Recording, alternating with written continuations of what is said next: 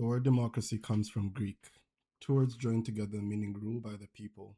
There's another word for how the people can rule, older than the Greek one, and practiced across half a continent for as long as anyone remembers. It is consensus, and it is ours. In Botswana, they call it the Kotla, a public assembly that has met continuously for centuries. Peer-reviewed research published in the Journal of Social Sciences in 2024 documents that these assemblies still function today as the primary forum through which Botswana citizens hold their officials accountable.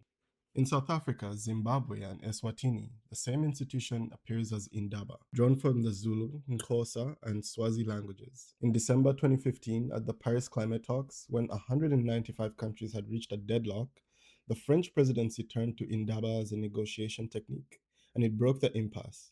In Buganda, there's the Luchiko, a council through which the Kabaka governed, composed of clan leaders, ministers, and appointed officials, a body whose approval he required. Among the Akan of Ghana, the chief was bound by oath to consult his council of elders on every significant matter and to be governed by their advice. K.E. Busia documented this in a book published by the Oxford University Press in 1951, based on fieldwork done in 1940 and 1941. Different words, different peoples, the same institutional shape.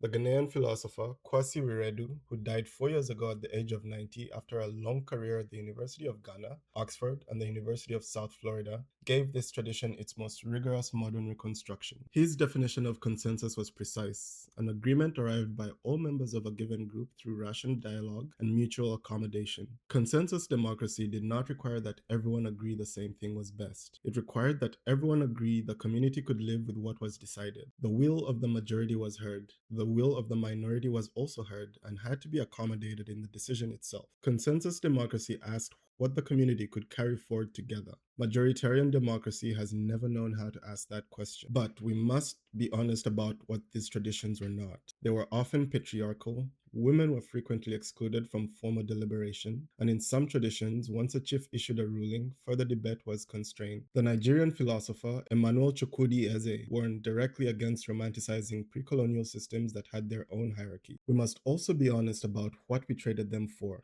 Winner-take-all electoral systems that treat elections as war, party polarization that fractures communities that must go on living together, governments elected with the support of a plurality that rule as if they had the support of the whole. The old traditions were not perfect. The imported system has not been kind. The traditions are still here. The Kotla still meets in every village in Botswana. The Indaba is now part of international climate diplomacy. The Luchiko, abolished by Milton Obote in 1967, was restored in 1993 and sits today. The Akan chieftaincy councils remain a primary forum for the community decision-making across much of southern Ghana. Wiredu's proposal was not to return to a pre-colonial past. It was to build modern institutions and principles that have proven themselves across centuries. Consultation before decision. Consensus where possible. Accommodation of dissent where it is not. The Uganda Alliance Fund's federated clan structure draws from this tradition directly. We are not asking permission to talk until we agree. We are recovering the way our societies decided things before we were told that there was only one way.